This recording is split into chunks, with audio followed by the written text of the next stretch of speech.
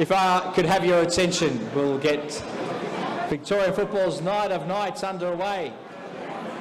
Please take your seats. Thank you.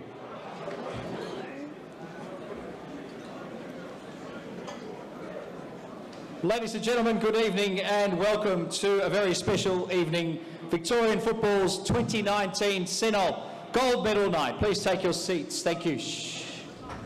My name is Michael Zapponi and it's an absolute honour to be here tonight alongside my fellow MC and work colleague at Fox, Tara. Welcome, Tara. Zappers, it's so good to be here. Very Welcome exciting. back to Melbourne. We had you here in Melbourne for a few years. And actually, a lot of people don't know this about Tara.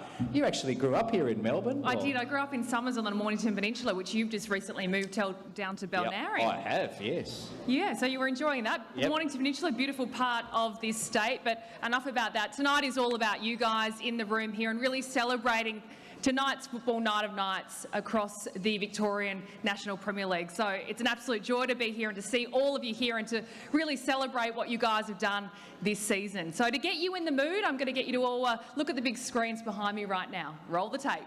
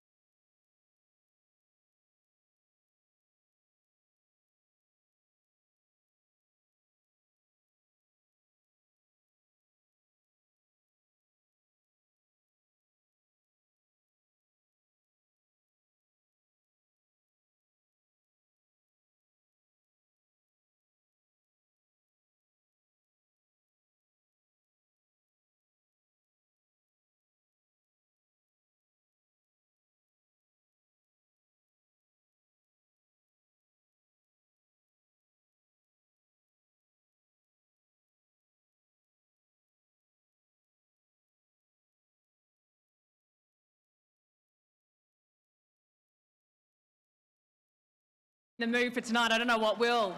Huge round of applause, gosh. Yeah, plenty more of those highlights tonight. Great to see every game in the NPL and NPLW covered by the cameras this year, Tara. So many more highlights to come throughout the evening. I feel pumped up after watching that. Now, to officially open proceedings, I would like to acknowledge that this event is being held on the traditional lands of the Wurundjeri people of the Kulin Nation, and we pay our respects to elders past, present and emerging. I also extend my greetings to First Nations people present this evening. Thank you. We'd now like to take this opportunity to officially welcome some very special guests this evening. We welcome our legendary Hall of Fame inductees who are here in the room tonight. We welcome former Socceroos and Matildas, plenty of them in the room this evening, and I look forward to catching up with them throughout the evening. We welcome those from local and state governments, as well as representatives of Vic Sport, Football Federation Australia and the PFA. We also welcome Football Victoria President Kim Onteliadouros and his fellow board of directors. Also a big welcome to the CEO of Football Victoria, Peter Philopoulos, and his members of the executive leadership team.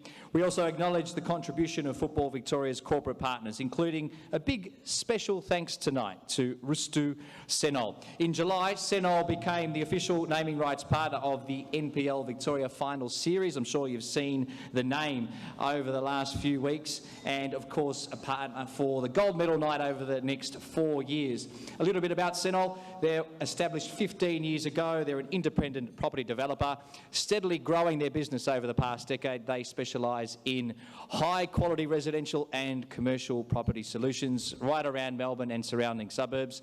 Thanks again to Rustu for your team and your support for football in Victoria. Many of our special guests and partners will be acknowledged because I'll be up on stage presenting awards this evening. Once again, thank you so much for your attendance and your contribution across this season. So finally, the reason why we're all here tonight, it's for all of you in the room here tonight. Tonight we want to celebrate all of you, our NPL clubs, our players, our coaches, our administrators, our refs and football media who are with us to celebrate a fantastic 2019 National Premier League season here in Victoria. And what a year it's been. So give all of yourselves a huge round of applause. I was feeling that way after watching the highlights, for sure.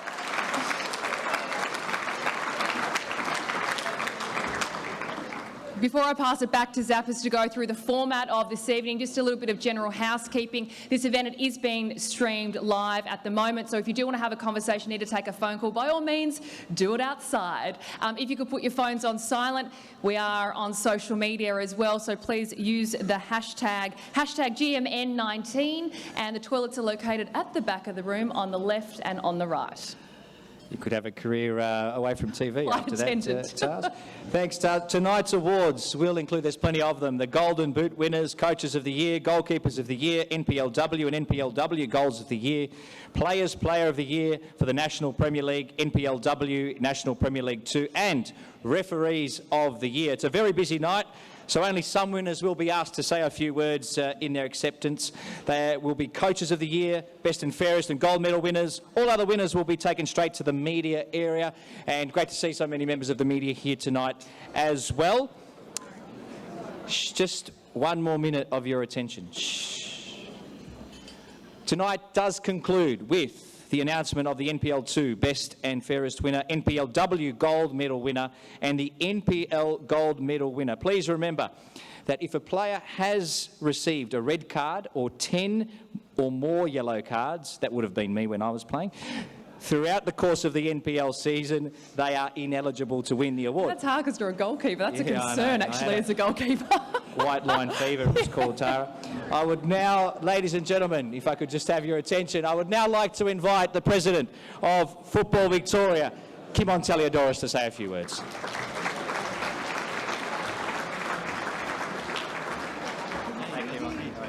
Thanks. Thanks very much, Tara and Zappers. Nice to have you back with the Football Victoria community. 10 yellow cards. 10 yellow cards. Things must be linked to CPI since I was playing. That's a big number. Okay, so on behalf of Football Victoria board, management and staff, I'd like to welcome you all, and I'd also like to, of course, acknowledge the traditional owners of the land on which we congregate and enjoy on the 900 pitches where we play our beautiful game throughout Victoria, and of course pay our respects to their elders both past and present. It's very important for us as an organising body to support and understand and enhance the rich culture and history of our game. One of the most pleasing things for me in the privileged role that I have is the opportunity to meet a lot of people I wouldn't otherwise meet in life, and that's as a guest of their football club throughout the length and breadth of Victoria. And it's just such a rewarding experience because each of the 360 odd clubs that we have, many of which are here tonight, each have their own unique brand and history and culture. And it's just a fabulous tapestry this beautiful game has in Victoria. So I wanted to acknowledge that and also recognise that this history is an important part of the future and the way in which this game will grow. And the way this game will grow is where each club is proud of its history, it's proud of its players and the legacy that it's creating, and it passes that on to the next generation. And that's critical for us as we look forward and think about the prosperity of the game over time. So tonight's all about the great achievements for our leading clubs and competitions, and in particular, I'd like to congratulate Calder and Heidelberg for being back-to-back Premier Plate winners. So let's acknowledge that once again. Just outstanding, just fantastic. Heidelberg, such a grand old club with a fabulous history in Australian football, and Calder, of course, making rapid strides in establishing their own legacy and the legend out there at Calder. And for anyone who's been out to Keilor Park to watch a game, not only is the hospitality magic, but the football there too is fantastic, and it's just a marvellous place to go. I'd also like to, of course, congratulate the NPL2 winners who are now part of the NPL in 2020, and at St Albans, so fantastic to have them back in the top flight, and of course the Eastern Lions, outstanding achievement for them as well, so let's join in congratulating them too, please.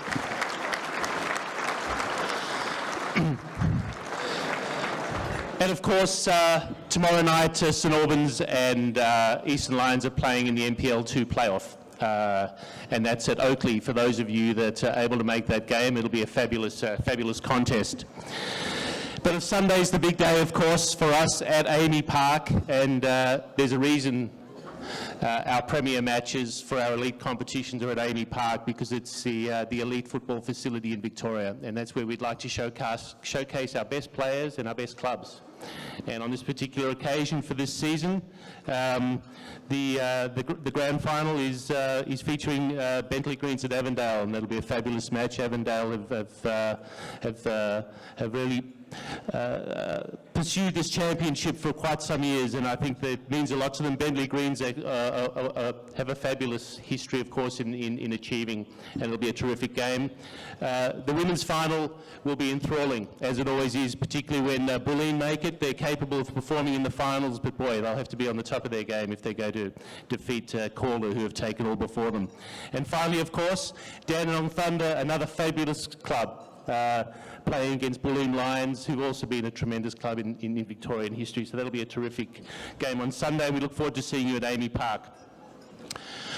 I'd like to take the opportunity also to mention the cups and the magic of the cups, because that is inspiring. It's a unique part of our game, and in particular, once again, Calder United have swept all before them with their third consecutive Nike Cup. And this particular Nike Cup, I'd have to say, is probably one of the finest occasions that I've been a part of since my role at Football Victoria. So congratulations to them. And of course, Hume, who once again proved to be outstanding Cup club, who won the Doherty Cup against the Knights, the resurgent Knights, and of course now are in the quarters of the FFA Cup along with Moreland Zebras.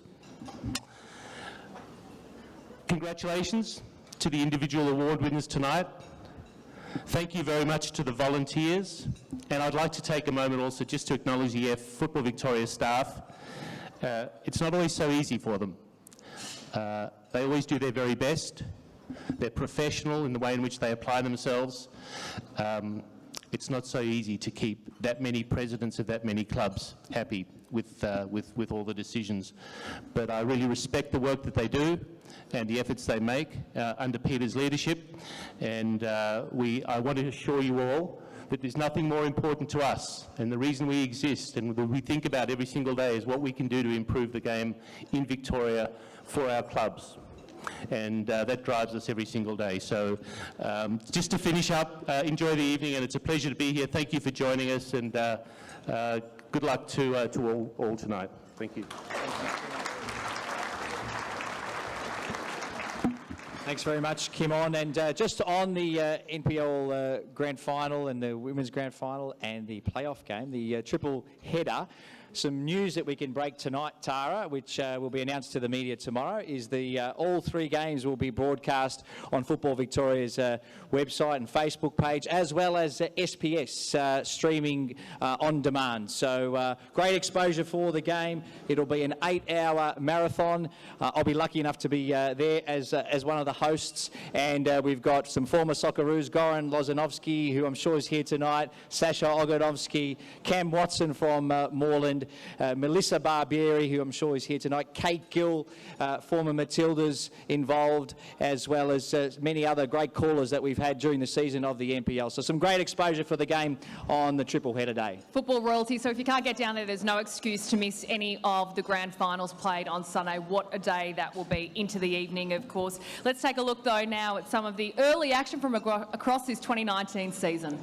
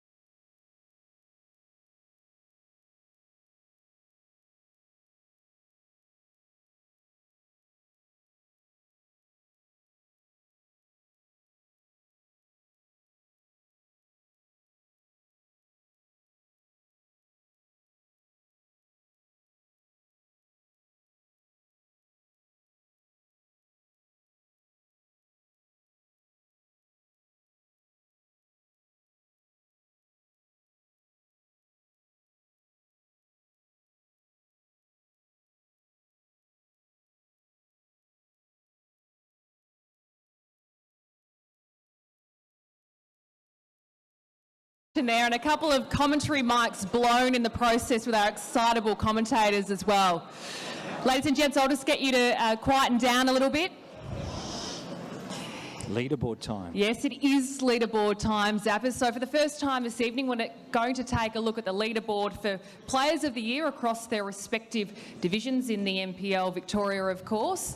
We're going to take a look at that right now after round 9, so up until round 9, sorry. All right, let's go through, Tara, the first of the leaderboards, NPL 2, after the first chapter of the year. And there you have it. St Albans Saints' Michael Grugic on top, Ryan Opperman from the North Geelong Warriors on 11 votes, and a host of players there on 9. Well in contention, Jordan Templin from Lang Warren and Joshua Knight from Bulleen Lions as well. Let's take a look now at the NPLW leaderboard. And what a lead that is. Talk about horses bolting. Catherine Zimmerman there, a name to remember, for Calder United on 20 points already. Emma Checker, 10 points behind on 10, and Safri Lions on 10 as well. Okay, let's turn our attention to the NPL, and here is our leaderboard after 9 rounds. It's tight. Stefan Zinni, the former Melbourne City, now Avondale FC player, on 14 votes. Tasuku Sakia, also of Avondale, joint leader. And then we have Stephen Hewitt from Hume, and throw a blanket over the rest. Davey Van Schip, James McGarry, James Brown, Jay Davies and Joe Guest, all on 8 votes. You might just see Matthew Fletcher in red. Just to confirm, any player that shows up on red is ineligible to win. Yeah, so we can see that after 9 rounds, things are well and truly starting to take shape. You can see a couple of early leaders there indeed. Ladies and gentlemen, I'll just get you to quieten down a little bit because we're coming up to our first award for this evening. It's one you won't want to miss.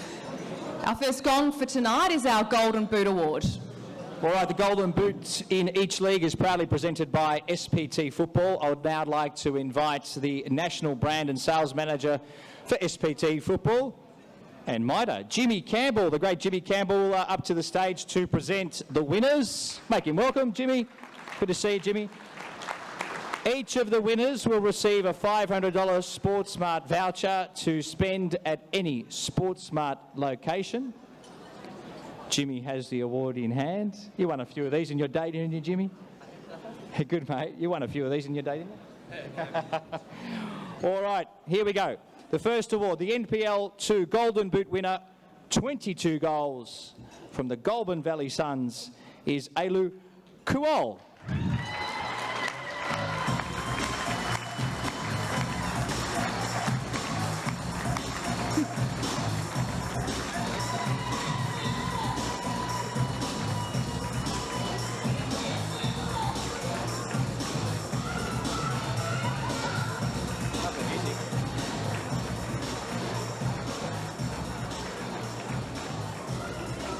I think Ailu's here. Here he is. Come up, Ailu.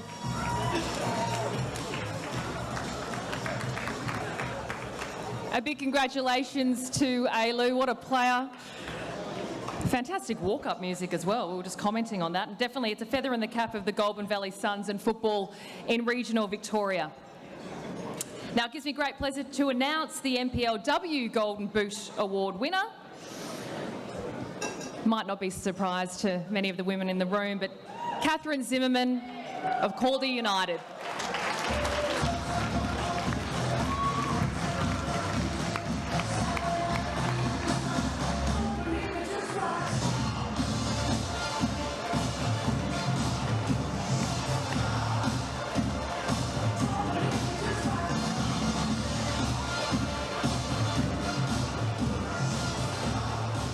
Well done, Catherine. 33 goals, unbelievable. Great haul. Another reason why Calder are looking good for a historic treble. It's back-to-back Golden Boots as well. It is. It is. Scored more last season. That's good luck for the weekend as well.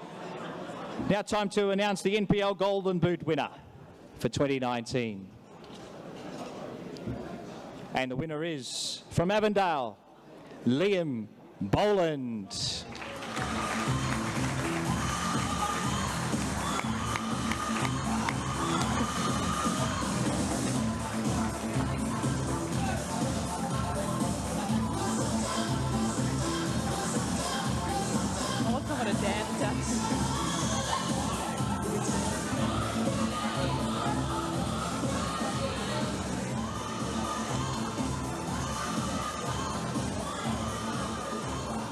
22 goals as well for Liam this year, and of course Avondale is featuring on Sunday. I hope Liam's in full. Don't drink.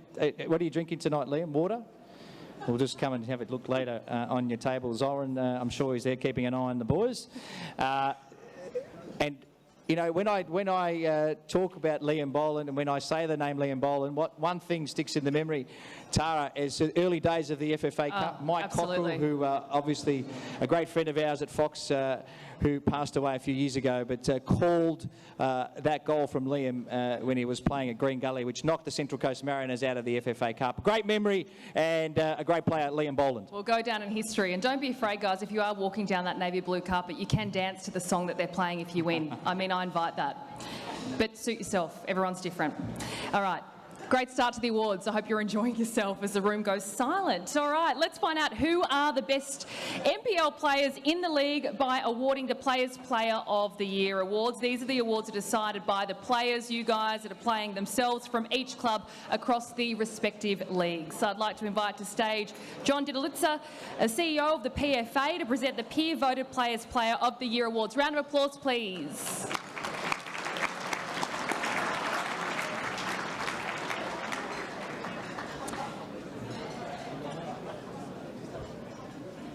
And the winner of the NPL2 Players Player of the Year is, from the Bulleen Lions, Josh Knight.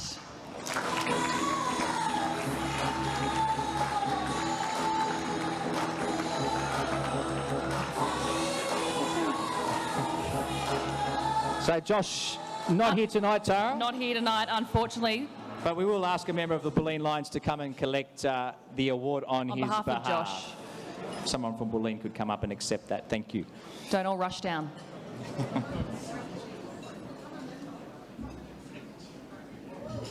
JD, yes. we don't want to leave you on stage on your own. Here we go.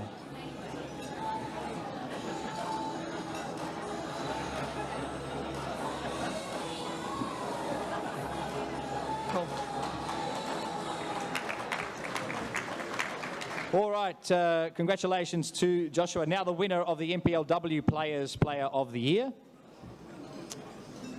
from Calder United is Alexandra Sinclair.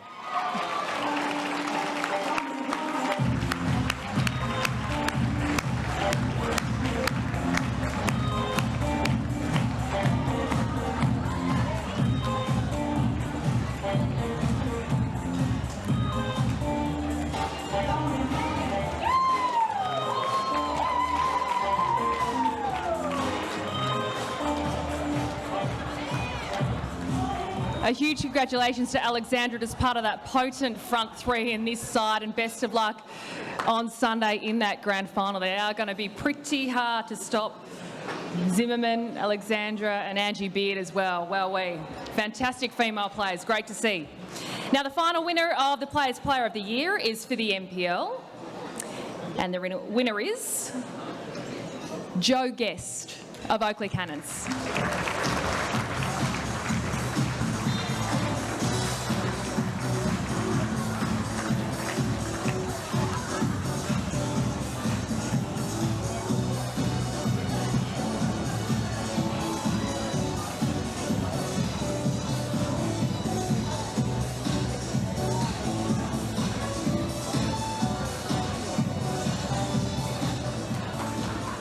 Thanks, JD. Thank you, John. Congratulations to all the winners. We're now on to an award which is pretty close to my heart.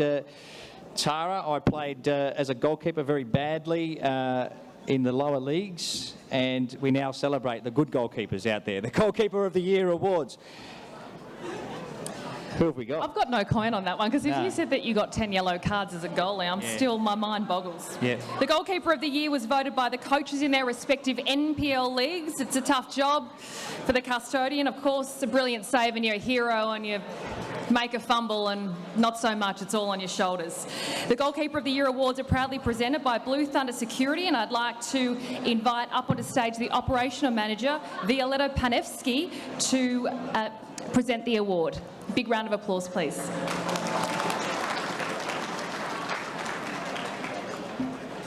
Thanks, Violetta. The winner of the NPL 2 Goalkeeper of the Year from the Eastern Lions is Keegan Coulter.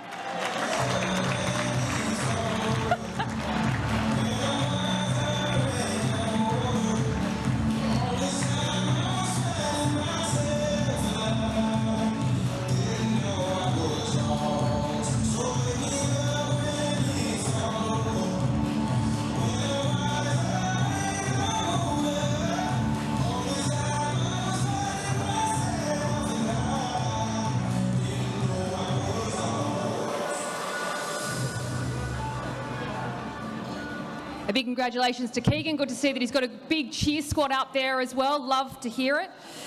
In the NPLW now, the goalkeeper of the year is, well, in fact, we've got two joint winners this evening. Woo! All right, it's heating up. From FC Bulleen Lions,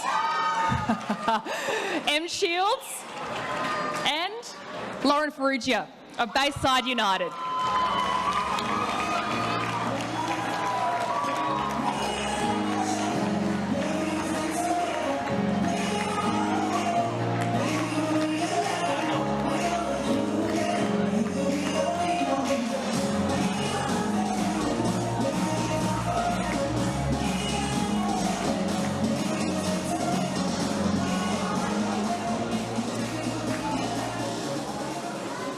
The judges couldn't split them. Tara, well done, Emily and Lauren.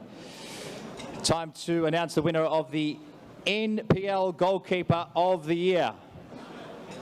They've had a big year, Tara, and we might be seeing a little bit more of them in the next week or so. Maybe on Tuesday, I don't know. From Hume City, it's Michael Weir.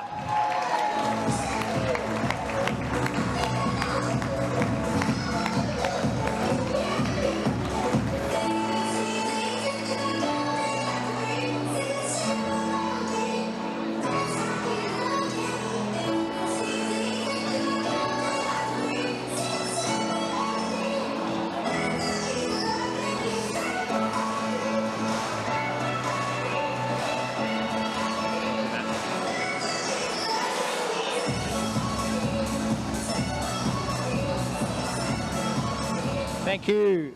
How about it's still alive in the FFA Cup? Oh, yes. You'll be hosting on Tuesday night against the Mariners, that's right? Yeah, so isn't it? Michael's already hoping he doesn't have a busy night. Michael, how about this in the FFA Cup?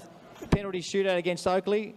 Close your ears to the Oakley fans. You don't want to be reminded. 3 saves, I think it was, from Michael to get them through the 7 round of the FFA Cup. They're in the quarter-final. He's primed. Good He's luck ready. to Hume and Moreland, of course, who are still alive in that competition. They are as well. A big congratulations to all of our goalkeepers and our winners there. We say that the goalie has a really tough job, but let's spare a thought in a moment. For the referees. What will we do without our refs? Who would the commentators talk about? Paulie! What would Speedy do without the refs I in the have game? absolutely no We'd have idea. nothing to talk about, Speedy.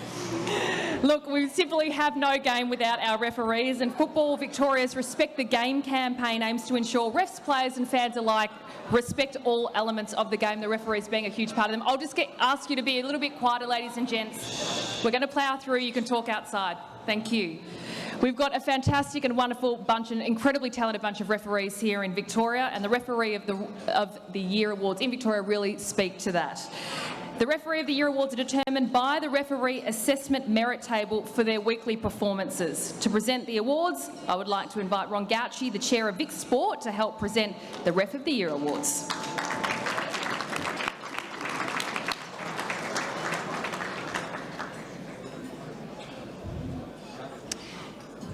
The Female Referee of the Year is awarded to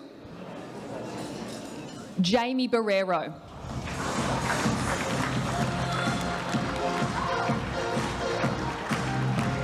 This reminds me of my clubbing day. You'd be like...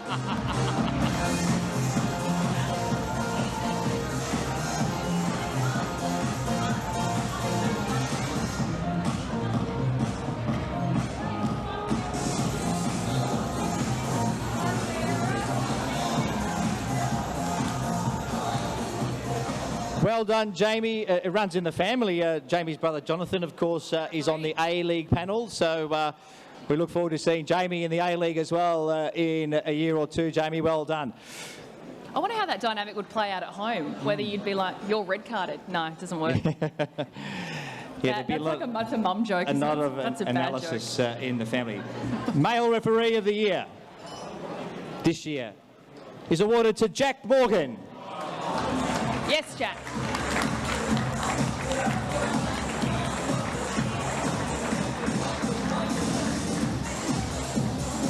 Looks like a bit like your husband in that photo. Ooh. Uncanny likeness, hasn't he? I don't know. Does, look at him. No. Really? Same hairstyle. I was just going to say, Jack, well done, Jack, and another man we see copping an earful as a fourth official on many occasions in the A-League, but also officiating the A-League. Well done, Jack. Great season. I reckon he looks a little bit like your other half. I was going to say better That's what half. you were Coops. saying as he walked up. We'll and get I a was going, photo of "Does Jack he?" next to Coop, and I'm not sure. they look like I brothers. think his nose is a little bit straighter. Yeah, there probably is. I think so. Anyway, congratulations to our referees. It'll be great to see them refereeing in action on Sunday as well. Now, earlier we saw a little bit of the footballing action that tied us over from the start of the season here across the NPL Victoria. But let's take a look at what played out across the middle of the season.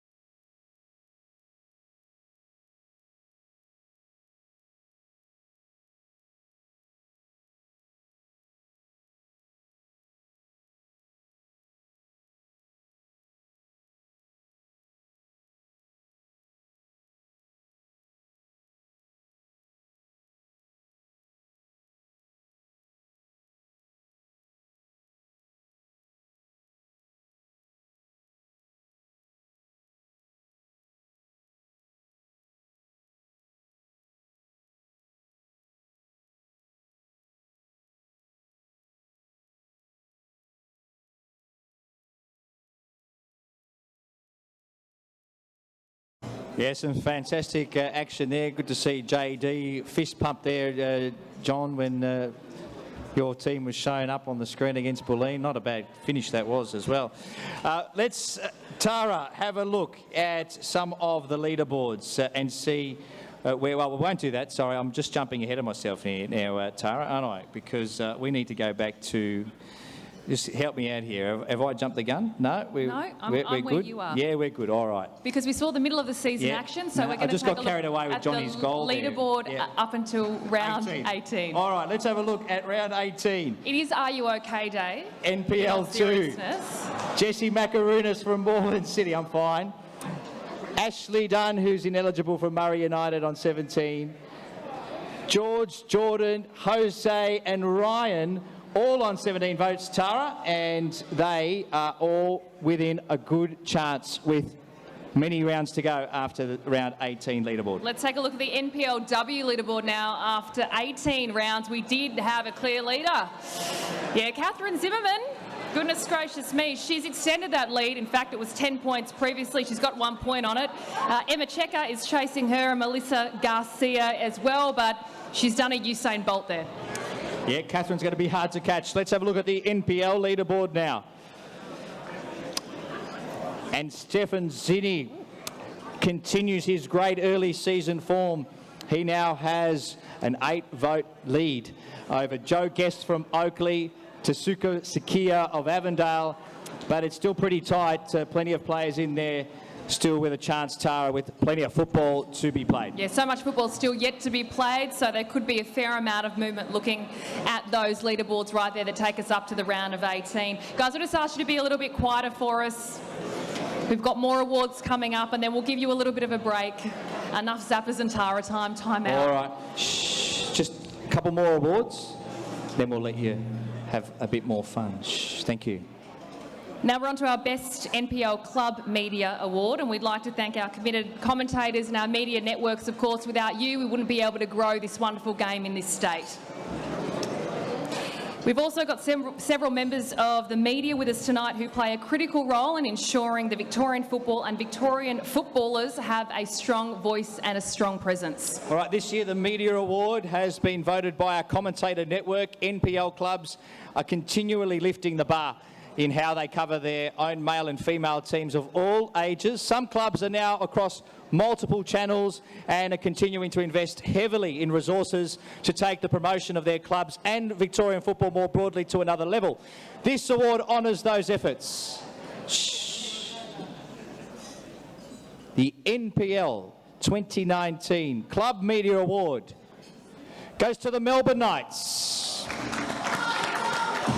I'd like to call on the Melbourne Knights media manager, Mark Ivcook, up to accept that award. Mark, please come up to the stage.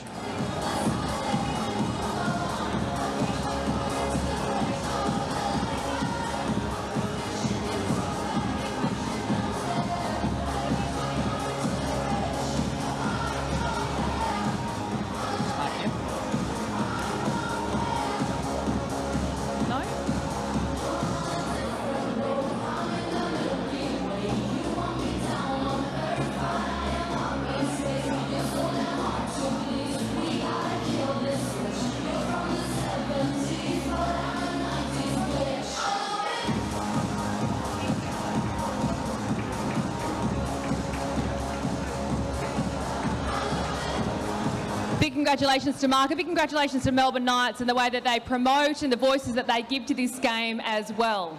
So vital to the growth of this game. The next award, it's a very popular one, ladies and gentlemen. It's the Les Shorrock Award, the best football image. Some of these are cracking, I tell you what. This is awarded to the person who has best encapsulated the spirit of football in Victoria. Les Shorrock was a legendary supporter of football in this state, and some of his photography was legendary as well. I'll get you to please just quieten it down a little bit, ladies and gents. Sorry to keep asking you. We're going to have a break shortly, just a couple more awards. Thank you so much. Can I call on Mel Impion-Barto, the General Manager of Operations Competitions from the FFA, to come up onto stage to present the Les Shorrock Award. So as you'll now see on the screen, we've received many submissions and nominations, and some of the best of them are on display. So many of these capture the true spirit of football, from the finest NPL teams to the community clubs, which all often reflect the fabric of the suburbs, the cities and the towns that we all come from. But when it came to the crunch, it was hard to go past one image, Tara, which encapsulated the effort, resilience, tension and the drama of football. Well, it is the moment when the only thing between the shot taker and the net is the trusty goalkeeper. Even when the box is wet, slippery and awfully muddy, every fingertip counts. And the winner of the 2019 Les Shorrock Best Football Image Award goes to Mark Watson.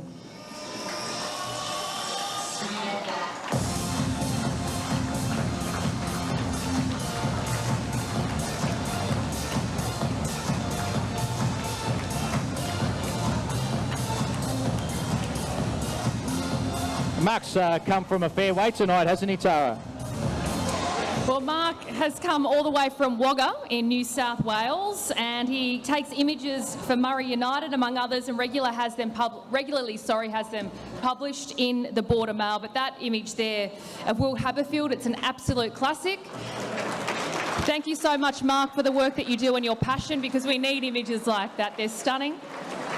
They really talk to what this game is about, and a big congratulations to Will Haberfield. I believe he's just been picked up by Melbourne Victory. Hope you've got a room here tonight, Mark. You're not driving home, are you? Have a few beers and enjoy the great award. As mentioned earlier, a network of commentators and writers spend the whole season attending numerous games, come rain, hail or shine, Tara. It's in fact how I started in this caper, calling Victorian Premier League games on Radio 3AK, for those old enough to remember. They all call the NPLW NPL games across the state, giving them a very good idea of who captures the eye each week. Now, during the season, they've provided their 5-4-3-2-1 format. We will start with the NPLW Media Player of the Year award, and I am delighted to say that we have joint winners again, and they are Catherine Zimmerman of Calder United and Kayla Morrison of FC Bulleen Lions.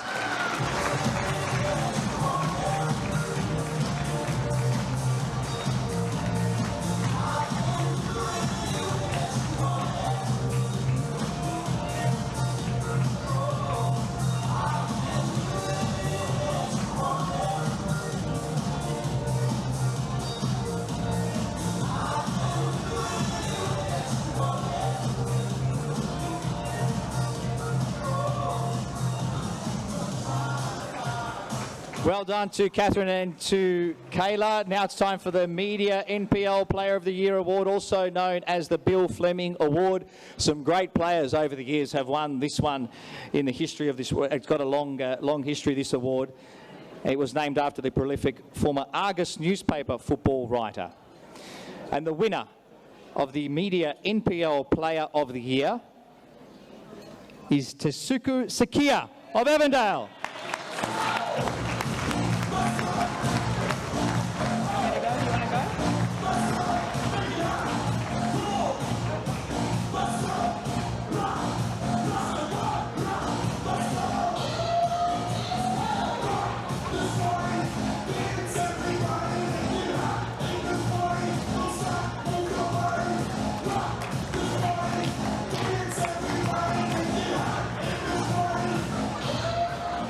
Yeah, huge congratulations to Tetsuka there. The Media NPL Players of the Year awards, they were all supported by the Perform Group. So a big thank you to the Perform Group as well. Just before we take a break to let you guys enjoy dinner and have a couple of drinky poos and catch up a little more, let's take another look back at the leaderboards from across the leagues, which took us all the way up to round 18, just to remind you of where everyone was sitting. Okay, so here we have it, NPL2 leaderboard after round 18. Jesse Macarunas is the leader, and a host of players on 17 votes. As you can see, they're still in with a great chance. Tara, let's move to the NPLW. NPLW leaderboard. Yes, this young lady was just up on stage, actually. Catherine Zimmerman, who won the award last year as well. She's already taken out the Golden Boot. Far and wide at the top at the moment. Emma Checker behind her, Melissa Garcia, Rachel Alonso not too far behind, but there's quite a gap there in the NPLW. And the men's NPL leaderboard, Stefan Zinni on top, followed by Joe Guest, Tasuka, who just saw up on stage, Tyson Holmes, Brandon Barnes, the goal-scoring machine, all in the top 5. So there you go. We're going to go and let you enjoy your dinner, have a couple of drinks and enjoy yourself. But as we go there, you know, playing football, it can be, you know, quite a serious thing. We all want to win and get the job done when we're out there on the pitch. But we're going to take a look at some of the lighter moments that played out across the season. Enjoy, guys. We'll see you soon.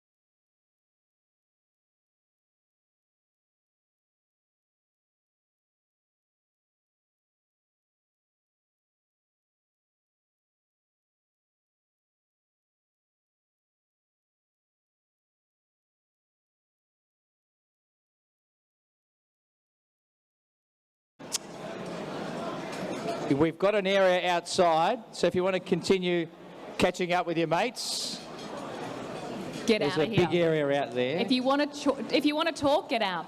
Okay, that's all we're saying. But then you can come back in when you're ready.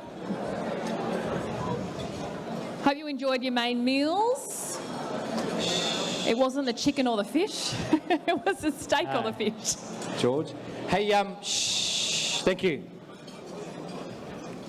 Hey, I just saw Greg Blake out there, and he is one of the reasons I got involved in football commentary, Tara. Greg's still calling football for Heidelberg United TV. Where are you, Blakey? Blakey. Super Soccer Sunday, Greg Blake. I was lucky enough to work with Blakey and Sebastian Natalia and Peter Desira. Thank you, Blakey, for introducing me to the great world of football and media.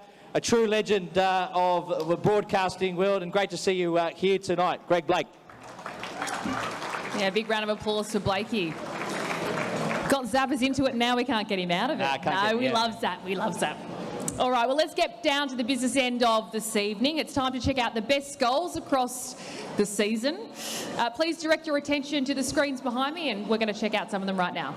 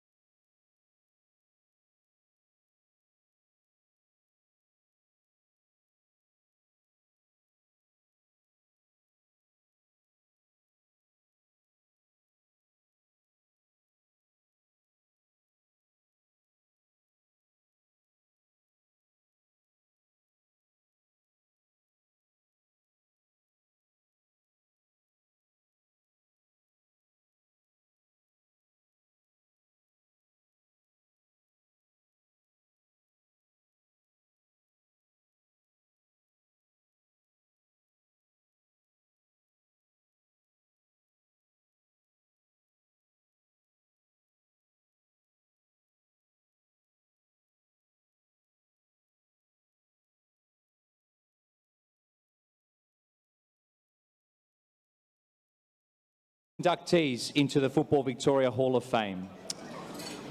If we could just have your attention, ladies and gentlemen. Thank you. Shh. The first inductee into the Hall of Fame is Tim White. Please put your hands together for Tim.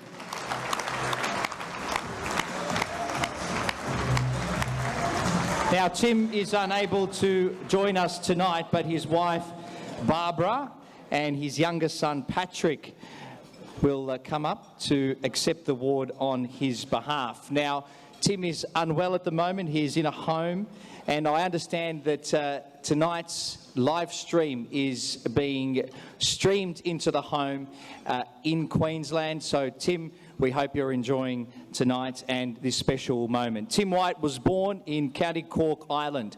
He started his playing career as an amateur at Coventry and North Warwickshire, England, between 56 and 74, which then took him on to the roles of club treasurer, secretary and coach.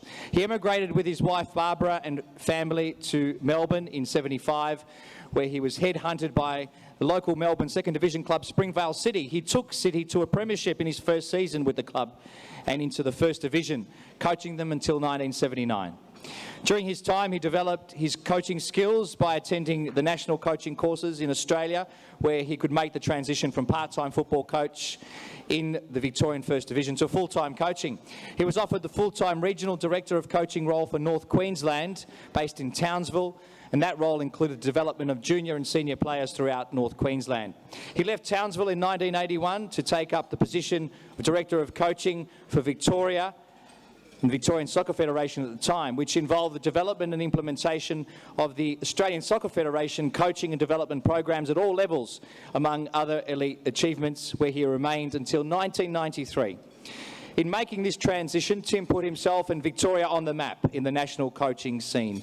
He attended courses with Football International Federation, FIFA, the world governing body of football, and became the football instructor for the Oceania region, and also a staff coach with the ASF, having close links with the AIS, where he became a coach there as well. This involved identifying young, elite, talented players and recommending them for a football scholarship at the AIS in Canberra.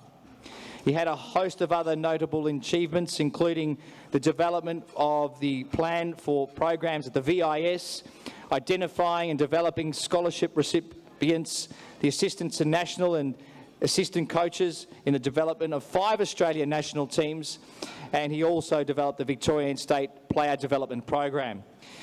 Tim is very proud of the fact that a number of players, including high-profile Victorians who he recommended over the years, went on to play for the Socceroos, where he still had involvement with as adult players. 4 players in particular whom Tim had a lot to do with when they were younger and went on to play at the 2006 FIFA World Cup in Germany, still keep in touch with him today.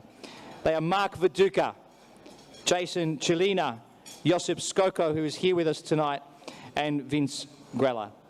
Tim and his wife are now retired and living in Nellie Bay, Magnetic Island. Ladies and gentlemen, please put your hands together for Tim and welcome his son Patrick to say a few words.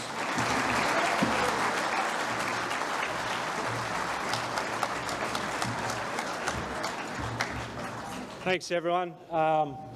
I'd just like to express mine and my family's deepest gratitude for this recognition for my father, Tim, and his achievements and contribution to the game. Thank you to Football Victoria, Nick Hatzoglu, for organising this and getting my mother Barbara and myself here tonight. Thank you also to Dad's dear friend Jeff Olver and his wife Nikki. Jeff has been a true friend of Dad's over many years. Indeed, I remember when Jeff and Paul Wade worked with Dad in his role at the Victorian State as Victorian State Director of Coaching in the 1980s and 1990s. I recall attending many soccer clinics across Victoria. I also recall blowing up a lot of soccer balls in the old Victorian Soccer Federation office in Fitzroy Street in St Kilda. It was a great childhood, being with Dad at endless football events, state league games and NSL matches at all the old suburban grounds around Melbourne. Dad seemed to know everyone and he was very popular. He made a big impact on the development of many players who went on to represent Australia, as Zappers has mentioned. He also helped develop many other coaches, and I'm honoured to be here tonight on his behalf. As Zapp has mentioned, Dad would have loved to have been here. He always enjoyed a good party. Unfortunately, Dad has dementia, and the journey from North Queensland was not possible tonight. I'll finish on a bright note and a really fond memory. Dad and I flew down to Sydney in 2005 for the second leg against Uruguay. We had a fabulous time on that famous night. We celebrated in the ground, as everybody did, for hours after the final whistle. We eventually parted ways, voiceless and jubilant.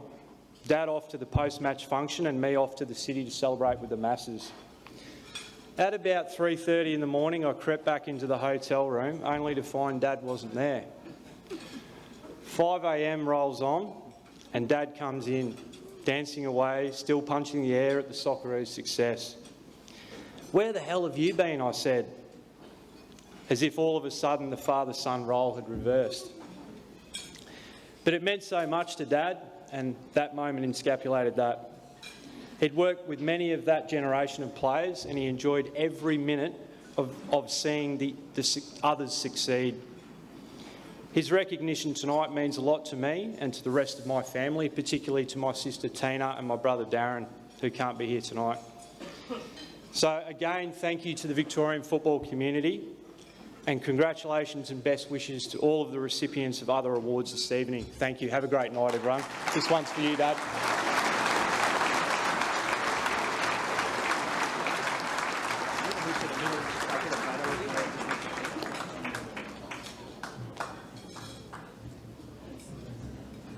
Yeah, beautiful words. We're sending you our love, Tim.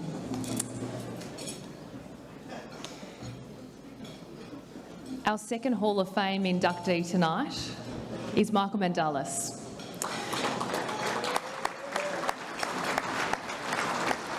And what a career and what a history Michael has had.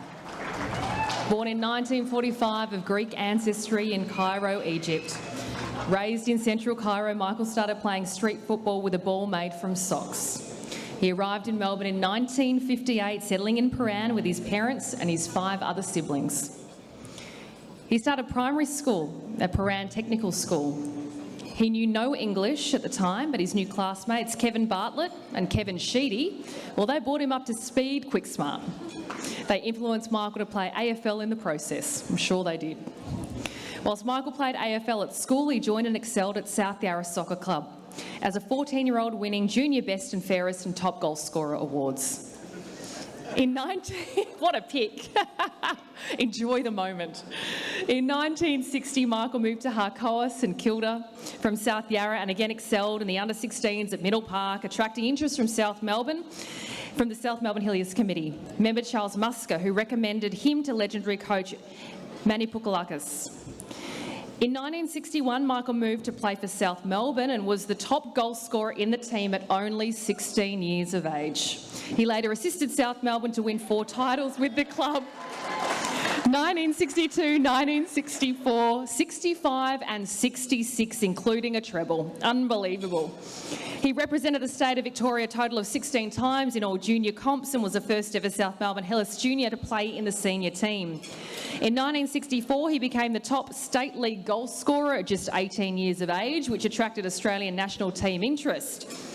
A year later, he played for Victoria against Torpedo Moscow, Bratislava and Chelsea, playing under Rale Rasic as coach of Victoria. He played for Melbourne Hungaria in 1968 before returning to South Melbourne in 1969, and he was part of the 5th title-winning team in 1972, who also won the pre-season Ampol Cup that year.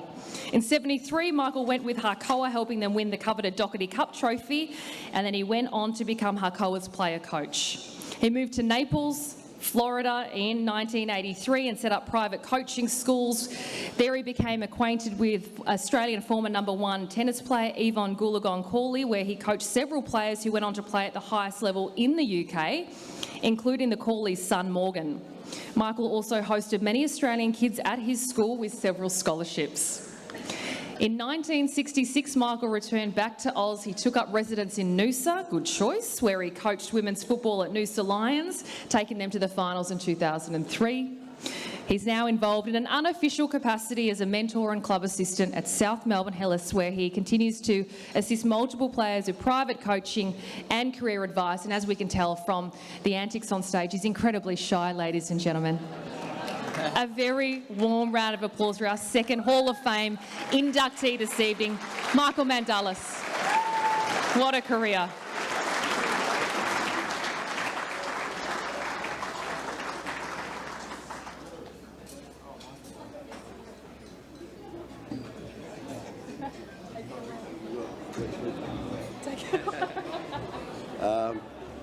Sorry, Kimon, I had to leave you. It was good while it lasted. Coming here tonight, it's a pleasure. Not only a pleasure, I look around me and what do I see? People that I grew up with. Amazing people. Amazing football players. I walked in here and said, yeah, it's very important that we keep in touch. Keeping in touch with the old to embrace the new, and the new to embrace the old. That's how families are formed. I feel part of this amazing, special Australian football family. By saying amazing, just imagine boats of migrants coming to Port Melbourne or Sydney or Perth or Adelaide. They didn't discover Canberra then. And all of a sudden, we're looking for a place to play soccer. And all we see was sticks sticking out the ground. And they had a ball. From a distance, it looked like a watermelon or an antelope.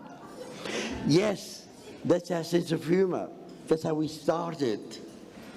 And then all of a sudden, if you're bored, I'll stop here. They're not bored, okay. And all of a sudden, here comes the 50s and the 60s. Guys, what was going on here in the 60s in the football was immaculate. Due to the fact that we had a lot of communist country after the Second World War, the brilliant Hungarians, the Polish, the Serbians, the Yugoslavians, the Croats, and Italians, and the Greeks. But you must understand one thing, that the players that came to Australia, they were playing for their national league in their countries. These amazing national representatives were here in Melbourne, in Sydney, and the other places that I said. So therefore, competition was for people like that, like me, and also I have my friend over there that I played with, Billy Wojtek, guys, over there. We played junior soccer together. And Billy and I had a brother, Billy, Billy, where is it, Lily? He had a brother called Jimmy. I got it.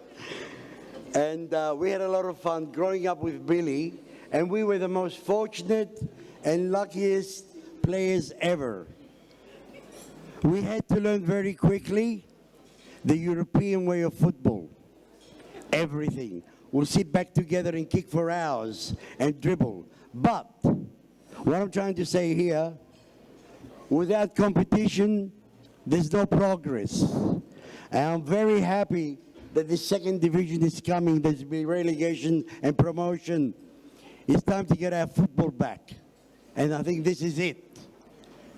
And the other thing, while we're talking about football, you watch the women score goals? Did you watch them? Yeah. Yeah. This is our future. And you know what? Honestly, they're natural.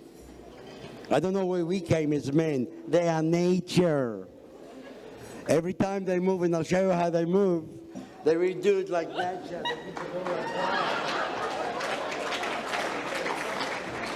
You watch a man play. No, come down. Come down. All I want is really in my life to see our girls here because we got everything, guys. We need the best coaches, understanding the game to make a name for ourselves after the Matildas. And also, I won't forget the boys. I know you're there. I know you're there. I was there once too. But the other thing that really is in my heart and always loved is our indigenous people, our indigenous players.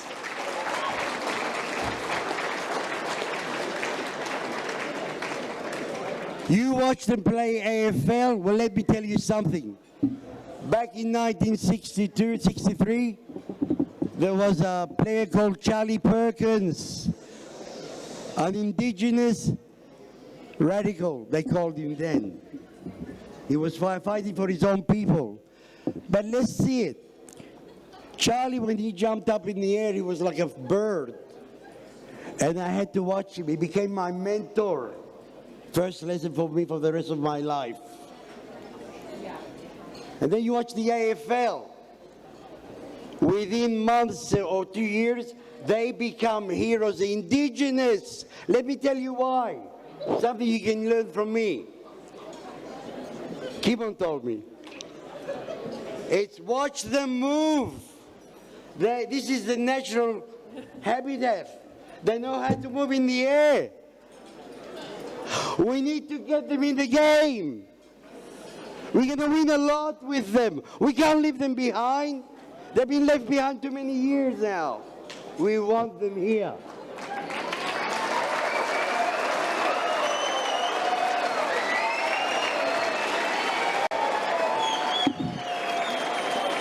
I like to think, have a lot of stories, you better have a lot of money.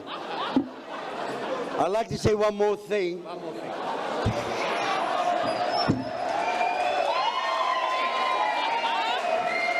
Keep going. One more thing.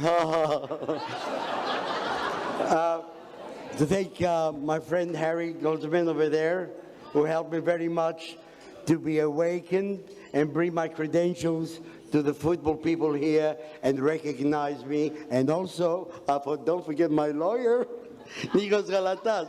I have a lawyer, man. Thank you.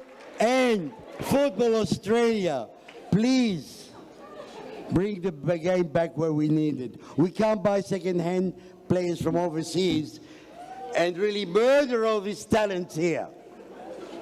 Now here you can clap. Thank you. You guys, you just stole the show. Michael, what's an encore? I think our jobs are gone after that, actually. I feel like I might just sit down at my chair again. Highlight of the night so far. I reckon Bozza could be in trouble. He could be out of a job soon, Bozza. We'll get Michael on Fox and the ratings might go up a little bit. Tara? Let's get another big round of applause, though, for our two Hall of Fame inductees this evening. Remarkable what they've done for this game, putting us well and truly on the map. Tim White and Michael Mandalis. He was available, Michael, for speaking opportunities and functions, I presume, anytime. He's got his lawyer here. I'm sure he's got his manager here as well. And I think he's taking dancing lessons, but I've been playing football completely wrong. He makes a good point about our Indigenous community and some great players we've had in our game from our Indigenous community, and it's great to see Football Victoria appointing James Brown, who of course now works at Football Victoria, a great player in his own right, and one of his jobs, Tara, is to ensure that we engage our Indigenous community in Victoria and get them involved in our great game. All right. There he is over there, yes. Because all your teammates and friends will point you out. Good to see you, Brownie. The most stylish man in the room. All right, it's now time for the Coach of the Year Awards. It's not always easy being a gaffer, is it? You ride the highs, you ride the lows, you have to be a good man or woman manager, whatever it is. But there's always some in the coaching vicinity that will stand out. The Coach of the Year award is judged by the coaches across their respective leagues. Can I call upon Professor Greg Stamboulides, Managing Director of Stambo's Group, to come to the stage and present the awards, please? Best fish in Australia, Greg Stamboulides. The Coach of the Year for the MPL2.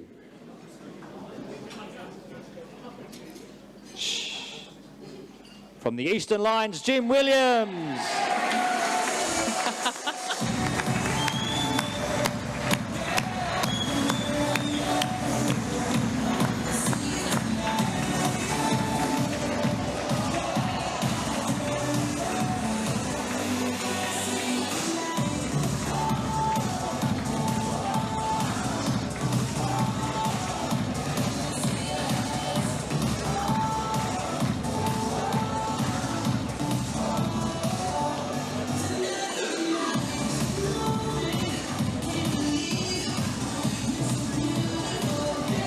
We'll call Jim over for... Jim, come over, Jim. You're not getting away that easily. Jim, over here. We want to hear from you. We want to hear what you used to say to the boys at half-time. Hey, what an achievement for the first time in their history. Eastern Lions in the very highest of leagues next season. Jim, congratulations. Thank you.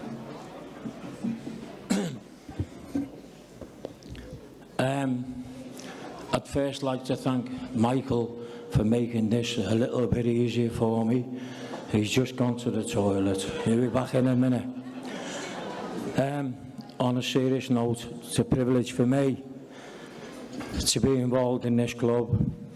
I brought my family up through the club, played for the club, spent a lot of time around the club. It's a great club. It's a little bit unique, those things that I've just said at the moment in the world.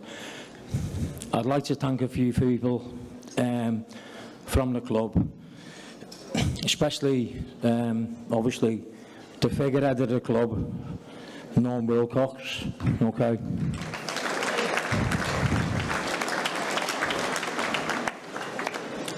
A great ambassador for the game at our level and a lot of levels.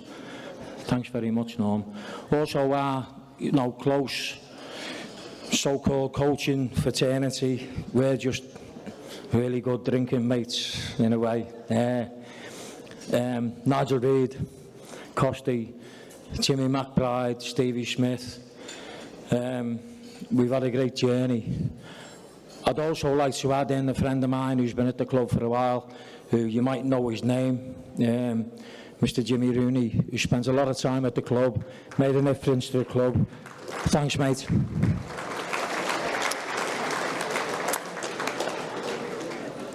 The players of the club, they're fantastic in terms of the commitment, dedication, and a lot of the words that go out the game anymore are enjoyment.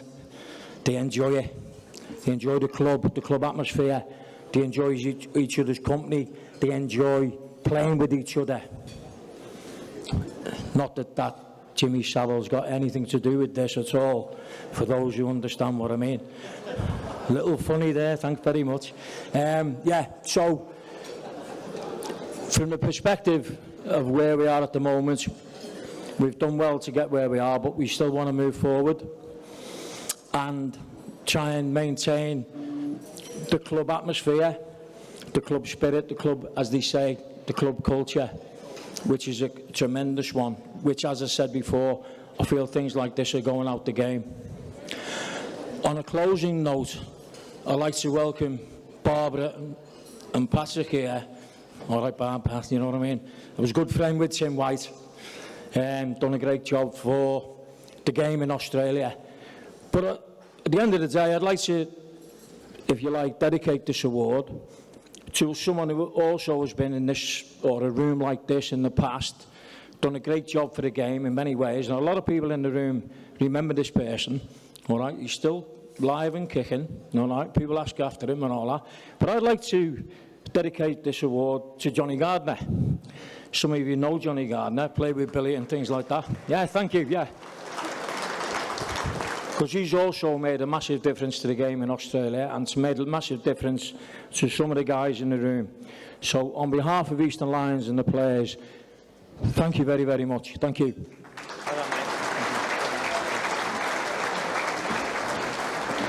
Big congratulations to Jim. Well, the Coach of the Year from NPLW is Brian Roberts from Box Hill United.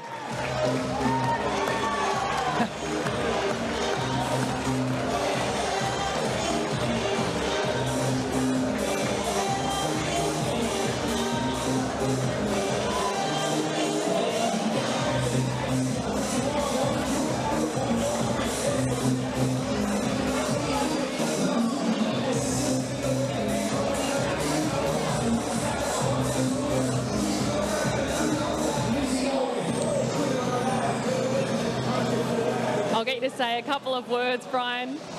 Big congratulations. Which one? Take that one.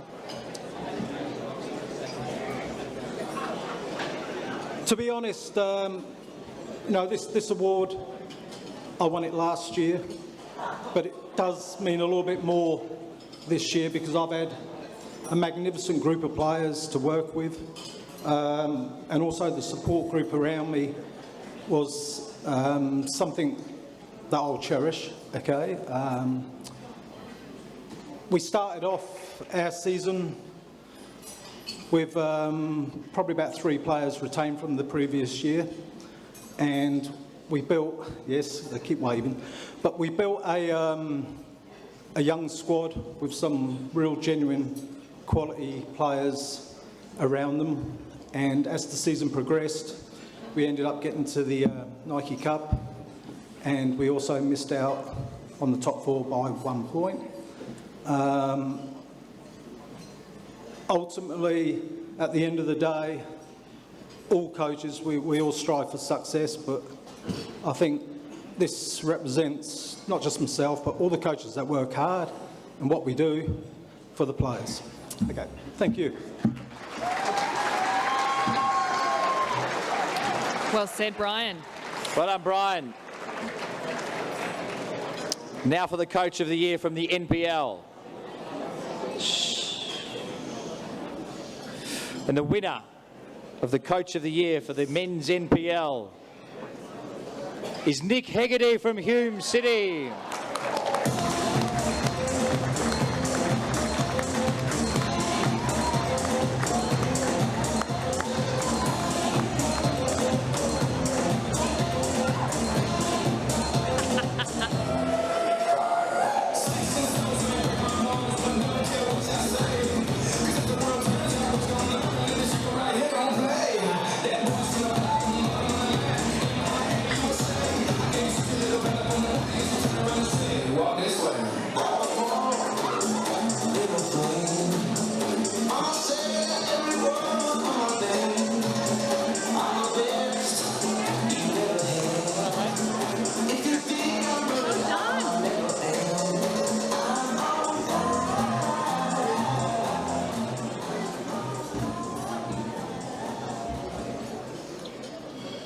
I'll try and keep it as short as I can. Firstly, for the people who voted, and I'm pretty shocked and humbled for that, so thank you very much to all the other coaches. Beyond that, just want to take a thank you to obviously all our staff at Hume, Peter Tichy, Zoran Petrevsky, Dave Marr, Bobby Trensowski, as well as Maurice Luna, who probably keeps half of this room playing throughout the whole league, so thank you very much for that. The players have been fantastic. To create anything throughout a season, you just need a group of players who want to play and want to turn up and put the soul into it, and that's what we've created, so thanks for that. Beyond that, being able to kind of give back to a club that I've been at for 7 years and kind of win its first trophy is something that's it'll probably stay with me forever, and to give the president, who's been fantastic and supported me and both coaches throughout to kind of give them their first opportunity and take them to the next level is something that I'll be forever grateful. So thanks to Steve Kerr for that. And we look forward to a tough game on Tuesday as we go ahead and try and knock off an A-League team. Beyond that, the job of an NPL coach is pretty dynamic. It has a lot of facets to it that probably people don't know about. So for all those coaches in the room, and you have to deal with so many random things from day to day, keep doing what you're doing, and full respect to everybody who's doing it, and we look forward to next year. Thanks.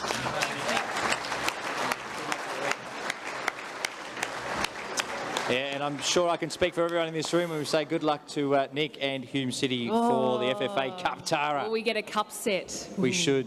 Well, the Mariners are good at getting upset during the Cup, aren't they? Yeah, 2014 was the best run that they had, actually. A couple of new players, new coach, so we'll see. But a big congratulations to all of our coaching winners just then, and some fantastic words said by all of them. Our next award, our next awards are for our rising stars across Victoria, the next generation and the young guns. The Rising Star Award is presented to the highest placed player aged 20 and younger in the NPL2, the NPLW and in the NPL. Ladies and gents, I'll just get you to be a little bit quieter. We've got a couple more awards to get through. We're going to do the leaderboard count as well. Thank you. These awards are proudly presented by MIDA Australia, so can I please ask National Brand and Sales Manager of SPT Football and MIDA, Jimmy Campbell, on stage once again to present these awards. Winners of the award will also receive a $250 voucher courtesy of Football Victoria's major partner, Sportsmart. Now, the players are ineligible for these awards if they have received a red card or more than 10 yellows throughout the season. The winner of the NPL2 Rising Star Award this year is Joshua Cavallo of Melbourne City.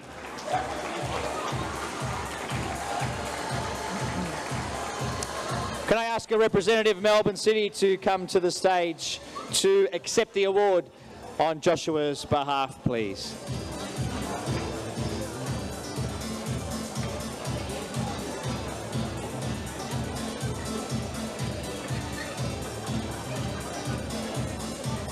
Big congrats to Josh and Josh's representative.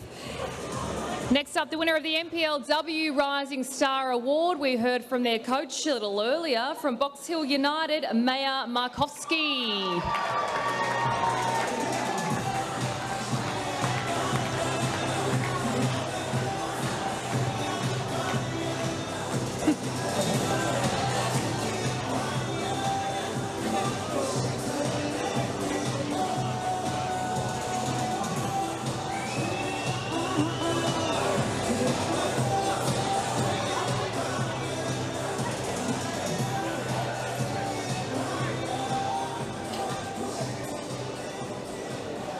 Well done, Mayor. One more, Jimmy. It's time to learn the winner of the NPL Rising Star Award. He comes from Pascoe Vale, and his name is Nicholas Georgopoulos.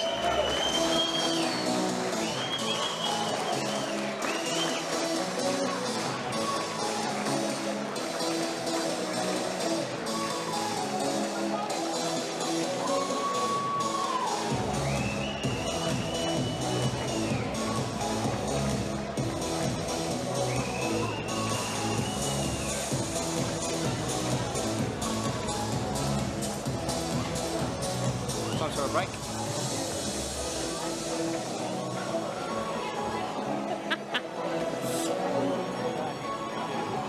A big congratulations to all of our rising stars, stars of the future. It's now time for us to take a short break. Your dessert is being served right now as we speak. When we return, we're going to take a look at the top 10 NPL goals of the year and the final count, of course, to see who will be crowned the gold medal winner across their respective leagues for the best and fairest player from the season. We'll see you very soon, guys. So we're like behind.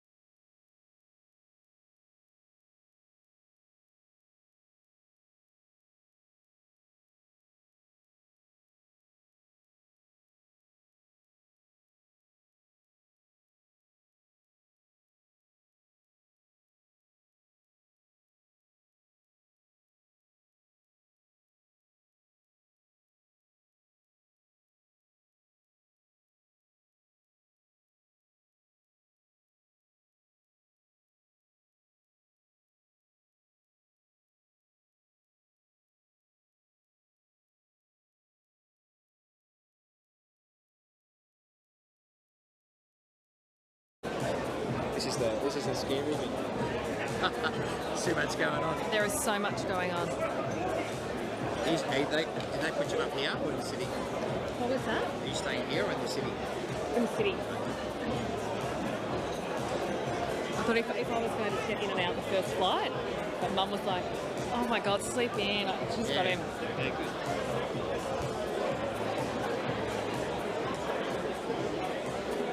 Hang on, where are we here? Yeah, it's a good question, Tara. I was just thinking exactly the same thing. All right.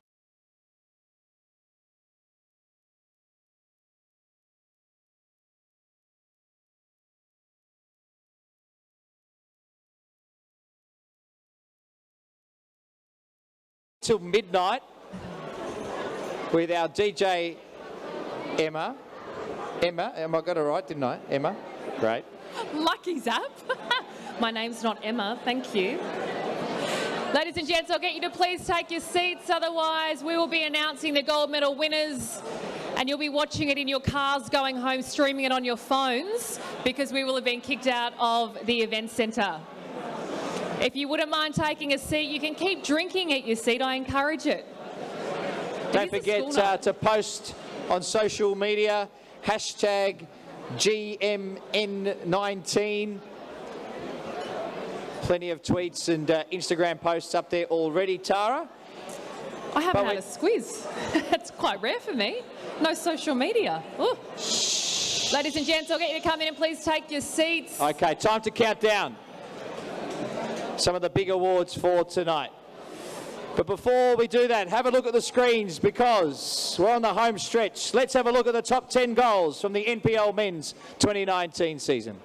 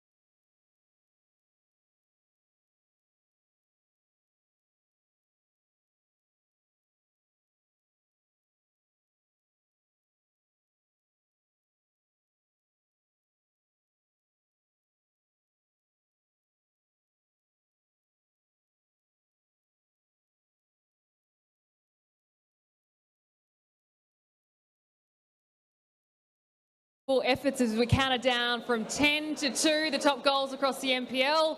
Who's going to beat that goal from Hard Yusuf, to beat that though? one, Tara.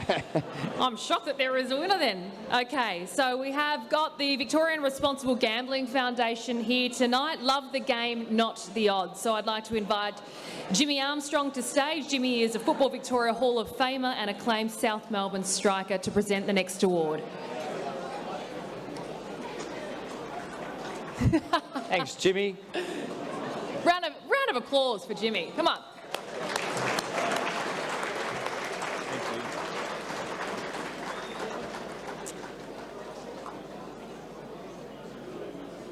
winner of the NPL 2019 Goal of the Year is Sammy Nua of Altona Magic.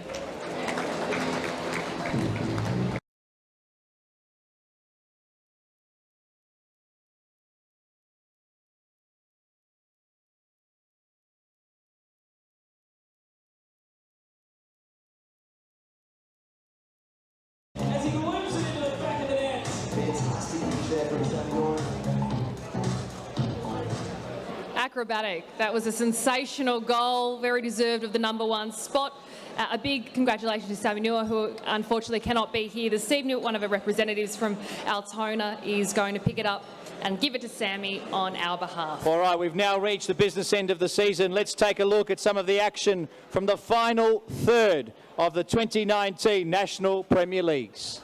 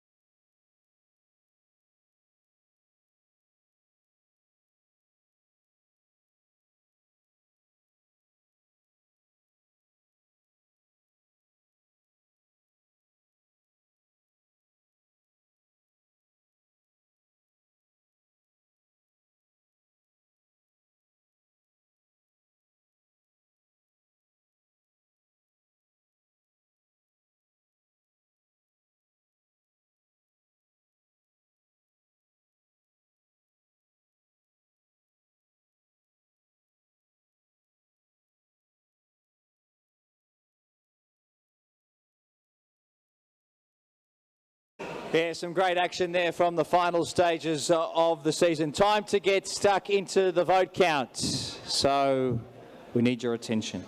We start with NPL 2.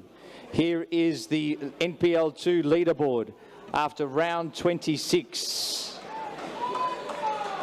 Jose Ramirez from Whittlesea Rangers on top. Jesse Macarunas, George Michaela, Ryan Opperman and Ben Everson, all in the top 5. Well, you know you're almost there when it's time to start reading the votes, Zappers. All right, let's get stuck into those votes. Tara, NPL 2, round 27. Northcote City versus Springvale White Eagles. 1 vote, Jordan Ross. 2 votes, Philip Petrovski. 3 votes, James Wilson. Ooh. Eastern Lions v Melbourne City. 1 vote, Matthew Collier. 2 votes, Sean Kenny. 3 votes, Ross Daly. Manningham United Blues versus Lang Warren. 1 vote, Anton Nardella. 2 votes, Wayne Wallace. 3 votes, Kaiki Sato.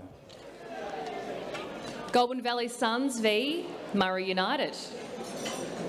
1 vote, Jade North. 2 votes, Tom Youngs. 3 votes, Lewis Greenwood. Box Hill United versus Bulleen Lions. 1 vote, Ellie Lutmer. 2 votes, Peter Sawan. 3 votes, Ben Everson. Ballarat City v Geelong SC. 1 vote, Michael Trigger. 2 votes, Eros Markoulis. 3, Matthew Townley. North Geelong Warriors versus Whittlesea Rangers. 1 vote, Lawrence Shiruma. 2 votes, Haniel De Silva. 3 votes, Pete Machevsky. There's some good heckling going on out there. St Albans Saints v Werribee City. 1 vote, Nicola Konstantinovsky. 2 votes, Jordan Wilkes. 3, Michael Gergich. Melbourne Victory versus Moreland Zebras.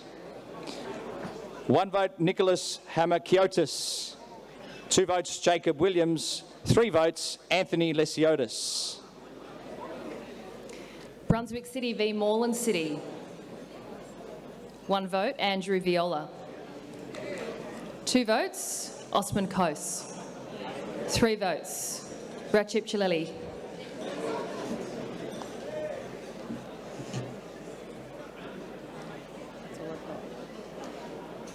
Can I please call up onto stage to help present this award Etham Demir, Sales Director of Senol, to come up here to present the best and fairest and the gold medal winners.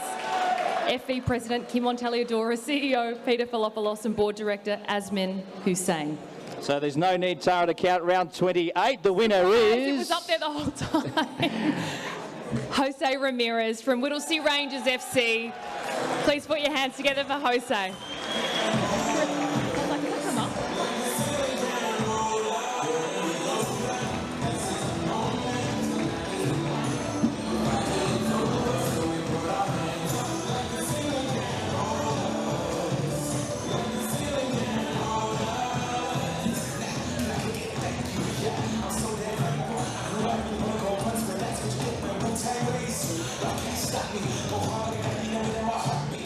You gonna say a few words?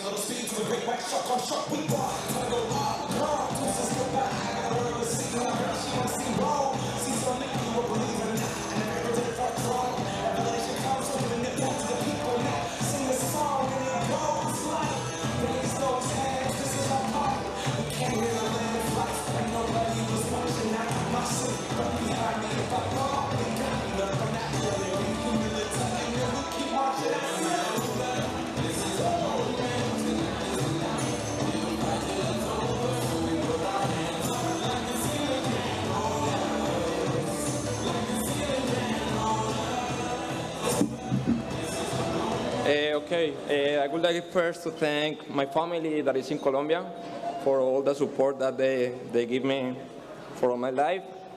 My teammates and also Daniela, thanks for everything.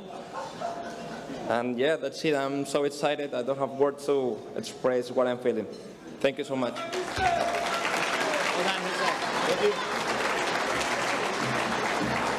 Nearly got away with giving a speech then.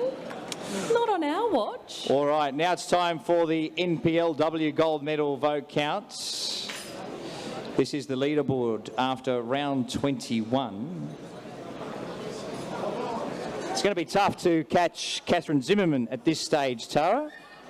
It's fair to say that Catherine's been on fire. She was on fire last season as well with Quarter United.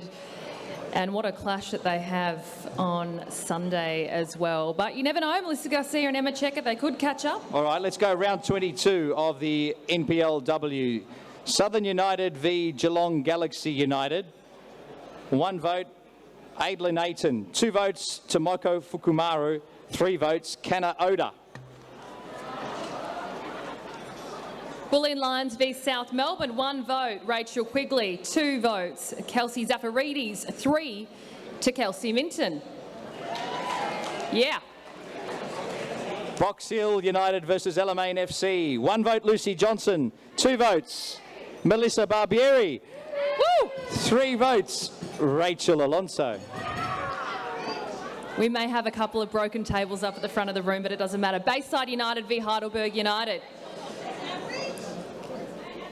1 vote, Daniela Galaccio. 2 votes, Birdie Siri. 3 votes, Sydney Allen. Calder United versus Senior NTC. 1 vote, Angela Beard. 2 votes, Alexandra Sinclair. 3 votes, Catherine Zimmerman. That is an impressive front three if I've ever seen an impressive front three. So really, when you tally all the points, ladies and gentlemen, there should be no surprise. The gold medal award, the best and fairest for NPLW this season, goes to Catherine Zimmerman yet again, back-to-back seasons.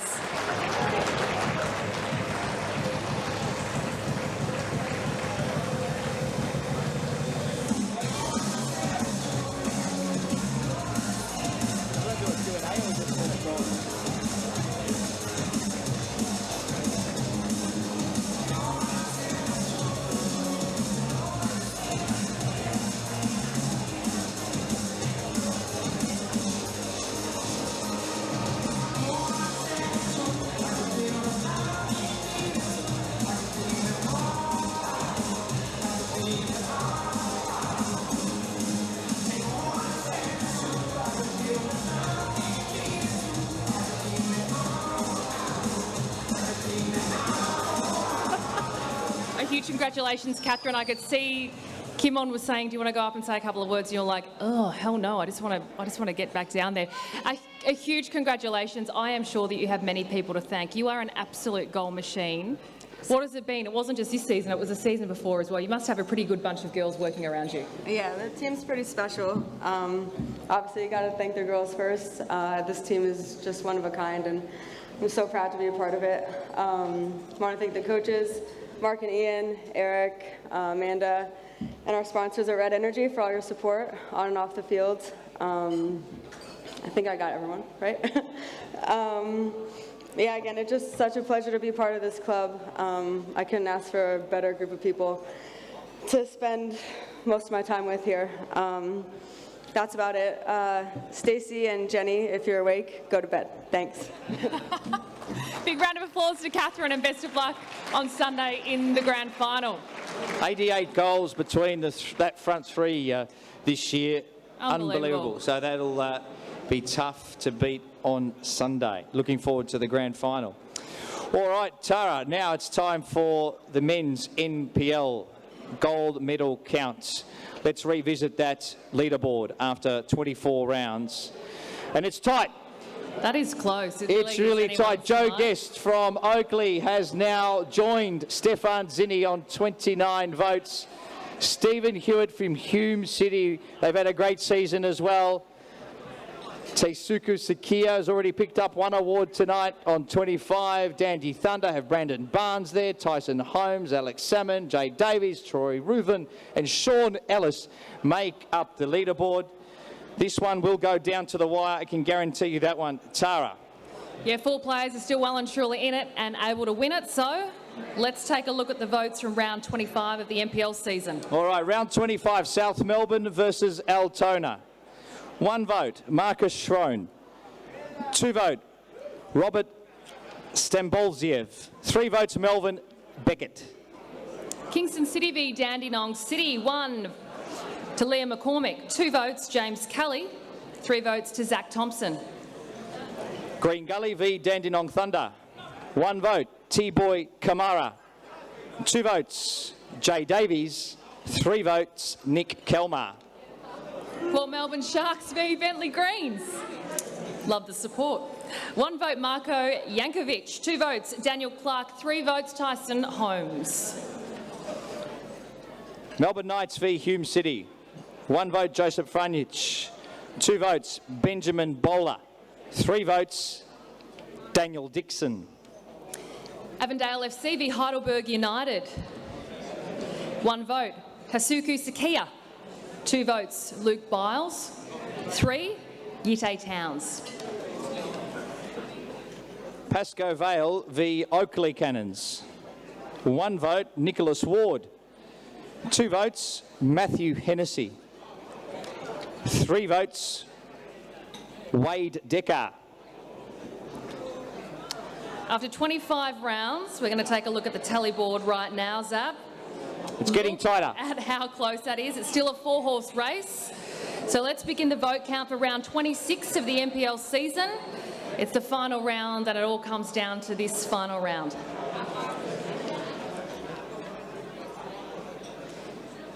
One vote. Port Melbourne Sharks v Dandenong City. Stephen Topalovic. 2 votes. Carl Valeri.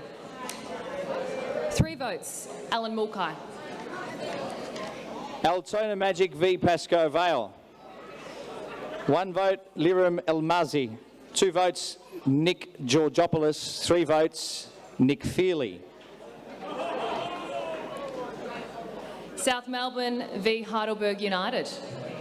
1 vote, Sean Ellis. 2 votes, Luke Biles. 3 votes, Alice Schiavo.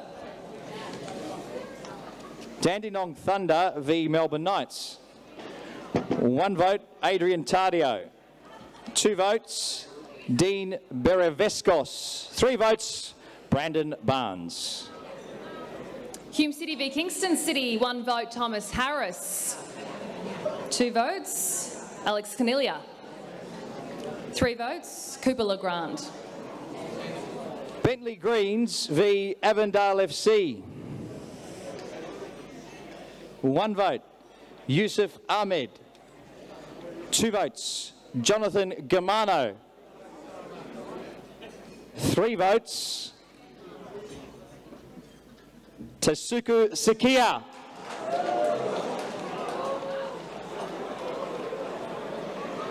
We've got a 3-way tie at the moment, Tara. So it all comes down to this final round in round 26. Oakley Cannons and Green Gully. 1 vote, Matthew Fashini. 2 votes, Ryan Pachkowski. 3 votes, Joe Guest. The winner of the gold medal for the NPL season. A huge congratulations, the best and fairest players on the park, Joe Guest.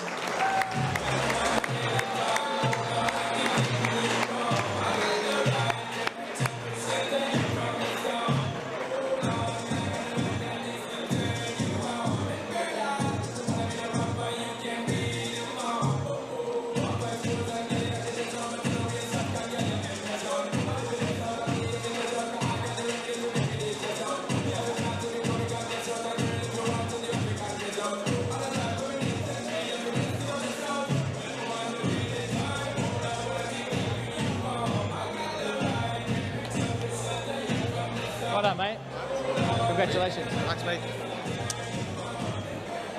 Well, Joe, congratulations. What an outstanding year, and it went down to the wire. Did you, what were you doing just as those last votes were being counted? What, do you think you were a chance in that last game? It was a close one. Obviously, I knew that I'd scored in the last game, so I knew I was in with a shout, and obviously delighted to end up getting the gold medal. You obviously you've come from England. Tell us what brought you to Australia, and how have you found the NPL competition here in Victoria? Yeah, I just fancied a change. I felt like I was going through the motions a little bit in England, so I had a few mates over here that were enjoying the life in Melbourne, so they sort of talked me into it in a way, and I'm glad I made the move, and I've really enjoyed my first year here, so long may it continue. Are you enjoying the life in Melbourne yourself, away from the football field? Oh, massively. Yeah. It's not a bad lifestyle, is it? And I can tell you, you'd probably get one of the best feeds in Victoria down at Jack Edwards Reserve. Archie and the boys put on a decent meal. No, they do, yeah, unbelievable. And I'd just like to thank everyone involved at Oakley. They've been really good to me since I've been here, so yeah, I just want to say thank you to them, and that award's for them as well as myself. Anyone else you'd like to thank? Anything else you'd like to say? Just my teammates, obviously, everyone involved at Oakley. Just thank you for everything you've done for me in the last 9 months, and hopefully we can continue to go the way we have so far. Ladies and gentlemen, please put your hands together for the winner, Joe Guest.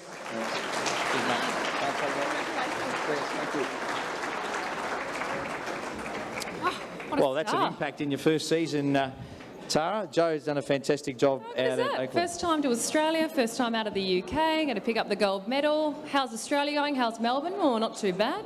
Massive weekend coming up. It doesn't end tonight, Tara, because there's a massive weekend coming up, of course, this Sunday with our Senol triple header. A huge array of talent on and off the park. I mentioned earlier a triple header will be broadcast on SBS, on demand, streaming, and on Football Victoria. A host of Socceroos and Matildas, former Socceroos and Matildas, will be joining us. Scotty Miller from Langwarrin will join the team as well. So we're looking forward to bringing that to those who can't be at Amy Park, but please get down and support all the teams involved on Sunday. Yeah, so best of luck to all of the teams, of course, that are in those 3 respective grand finals. There's a promotion, relegation, playoff as well. All of the action kicks off at Amy Park from 12:30. The final NPL final is at 6:30 p.m. As Zappers said, there is no excuse not to get your eyeballs across it, because you can stream it on SBS and, of course, online, the YouTube channel as well. So make sure you catch it. That's pretty much it from us, though. Yeah, make sure you keep sharing those photos on social media. Hashtag GMN19. The venue will be open till midnight, so plenty of time for you to let your hair down. Emma, our DJ, is going to hit those tunes. Emma Checker? Not Emma Checker. Not Emma Checker, She sorry. looks like a DJ. The other Emma. Thank you for being here tonight, and Tara, thanks for coming down. Thanks, we look forward Zappers. to seeing you on Fox Sports, and thanks for having us this evening. Enjoy the rest of your night. Thank you very much. Have a good night, guys. Take care.